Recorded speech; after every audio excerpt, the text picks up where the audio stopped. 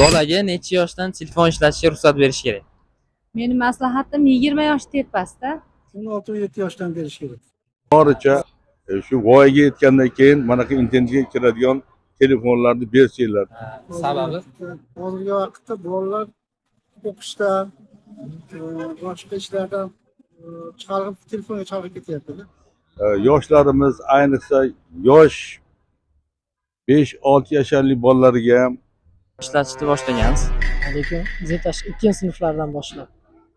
internetga kiradigan telefonlarni bersanglar, yomon programmalar chiqib qoladigan bo'lsa, ishlarni bloklab qo'yishinglarni iltimos qilib qolardi. Aynan necha yoshdan berish kerak deb o'ylaysiz? Endi menimcha 16-17 normalniy bo'ladi. Endi hozir yoshlarimiz ko'proq ilm fan bilan shug'ullanadigan bo'lsa, 14-15 dan to'g'ri yo'nalishda ketadigan bo'lsa mayli, 14-15 yoshdan bersa bo'laveradi.